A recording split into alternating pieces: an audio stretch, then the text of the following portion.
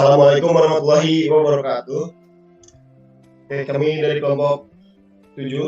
Di sini kami akan membawakan materi tentang memahami fonem. Sebelum itu, perkenalkan, nama saya Dijiran Masrudin dengan NPM 2250 30007 dengan rekan-rekan saya. Saya Aulia Ilmi Salimah dengan NPM 22503001. Dan saya Risma Rahmadani dengan NPM 2250300117. Oke, pada pembahasan kali ini kita mulai dengan hakikat fonem, dengan definisi fonem. Nah, fonem adalah bunyi terkecil suatu bahasa yang berfungsi membedakan makna. Menurut Kenneth L.P. mengatakan, a phoneme is one of the significant units of sound or a contrastive sound unit. Sedangkan menurut L. Bloomfield mengatakan, a minimum unit of distinct sound feature is a phoneme. Berdasarkan rumusan tersebut, dijelaskan bahwa phoneme mempunyai fungsi pembeda, yaitu pembeda makna. Di dalam bahasa Indonesia dijumpai bentuk-bentuk linguistik atau palang. Bentuk ini bisa dipisah menjadi 5 bentuk linguistik yang kecil, yaitu P, A, I, A, dan ON. Kelima bentuk linguistik ini masing-masing tidak mempunyai makna jika salah satu bentuk linguistik tersebut, misalnya P, diganti dengan bentuk linguistik terkecil lain, misalnya diganti K, T, J, M, D, dan G. Makna bentuk linguistik yang lebih besar, yaitu palang, akan berubah. Nah, di sini ada contohnya nih, seperti kalang, atau sangga, dan malang, atau celaka. Dan juga ada talang, sejenis ikan, dan juga dalang, yaitu, dalang itu apa. Lalu ada jalang, yaitu liar, dan galang, ya artinya galang. Ini mungkin lanjut.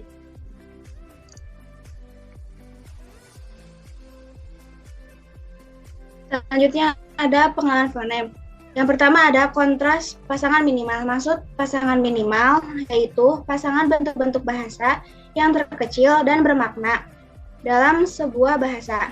Biasanya berupa kata tunggal yang secara ideal sama, kecuali satu bunyi berbeda. Bunyi yang berbeda itu saling bertentangan dalam posisi atau distribusi yang sama. Contoh katanya batuk dan patuk.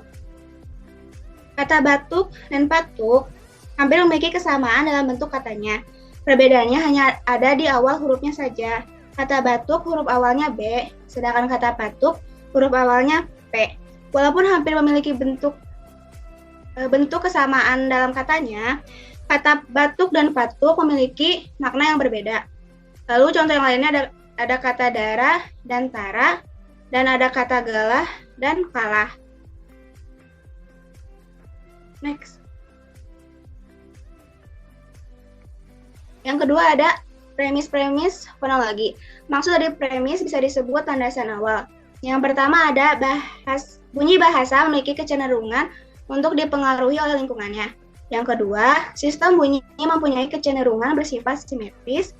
Yang ketiga, bunyi-bunyi bahasa yang secara fonetis mirip harus digolongkan ke dalam kelas-kelas bunyi fonem yang berbeda apabila terdapat pertentangan di dalam lingkungan yang sama atau mirip. Lalu yang ketiga ada bunyi-bunyi yang secara fonetis mirip dan terdapat di dalam distribusi yang komplementer harus dimasukkan ke dalam kelas-kelas bunyi fonem yang sama.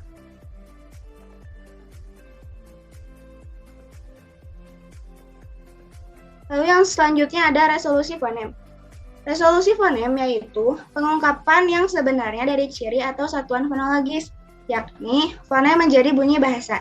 Dibagi menjadi 2. Yang pertama ada realisasi vokal dalam bahasa Indonesia. Hurufnya ada 6. Diproduksi dengan bentuk bibir tertentu. Bentuk bibir dapat mempengaruhi kualitas vokal. Hurufnya ada A, I, U, E, dan O. Yang kedua ada konsonan dalam bahasa Indonesia. Hurufnya ada 23. Yaitu P, T, C, H, B, D, J, G, F, S, X, H, Z, M, N, R, L, W, Y, S, Eng, dan N.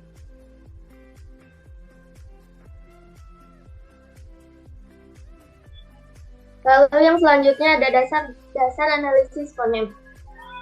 Dasar-dasar analisis fonem adalah pokok pikiran yang dipakai sebagai pegangan untuk menganalisis fonem-fonem suatu bahasa. Pokok-pokok pikiran ini diantaranya: 1. Ada bunyi-bunyi suatu bahasa cenderung dipengaruhi oleh lingkungan. Premis ini bisa dibuktikan dengan deretan bunyi pada kata-kata bahasa Indonesia seperti sebagai berikut.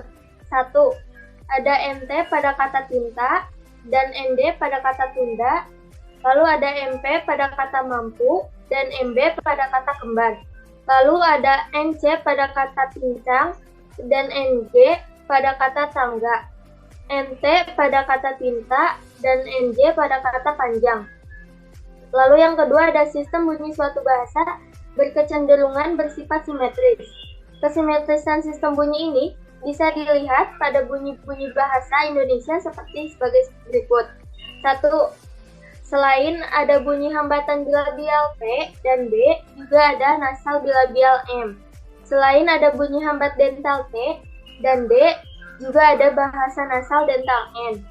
Lalu yang ketiga ada bunyi suatu bahasa cenderung berfluktuasi. Gejala fluktuasi bunyi ini sering dilakukan penutur bahasa tetapi dalam batas-batas wajar, yaitu tidak sampai membedakan makna. Contohnya, untuk makna yang sama, selain papaya juga diucapkan pepaya. Sekadar juga diucapkan sekedar. Next.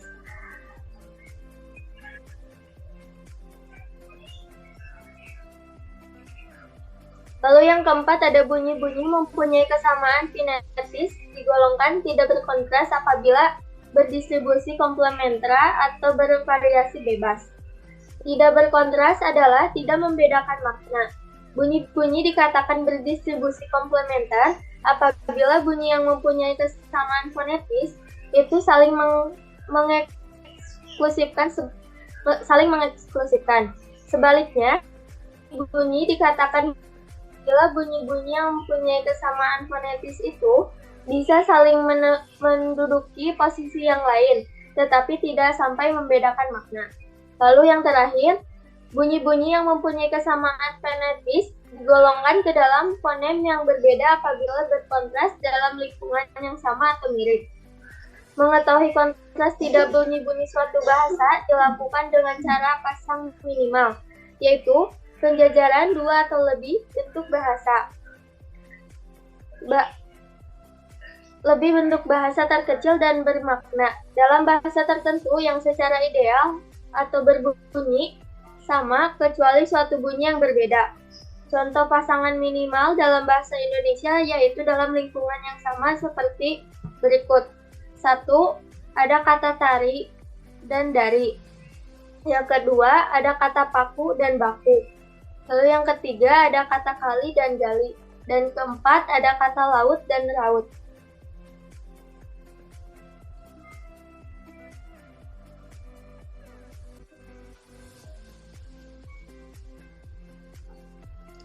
Nah, oke. Mungkin pemaparan materinya cukup sekian. Dengan kita bisa mengambil kesimpulan yaitu fonem adalah bunyi terkecil suatu bahasa yang berfungsi membedakan makna. Salah satu cara untuk mengetahui bahwa makna cara yang bisa ditempuh adalah melakukan pembuktian secara empiris, yaitu dengan membandingkan bentuk-bentuk linguistik bahasa yang diteliti. Dengan demikian, kalau kita ingin mengetahui fungsi bunyi bahasa Indonesia, misalnya, kita harus membandingkan bentuk-bentuk linguistik bahasa Indonesia. Selain itu, wujud fonem tidak hanya berupa bunyi-bunyi segmental, baik vokal maupun konsonan, tapi bisa juga berupa unsur-unsur suprasegmental, baik nada, kanan, durasi, maupun jeda. Nah, untuk teman-teman yang mau menanyakan, mungkin nanti kita kondisikan baiknya bagaimana untuk bertanya. Jadi, untuk presentasi kali ini, saya akan tutup. Terima kasih buat teman-teman yang sudah menyimak dan mendengarkan. Mohon maaf bila ada kesalahan. Wassalamualaikum warahmatullahi wabarakatuh.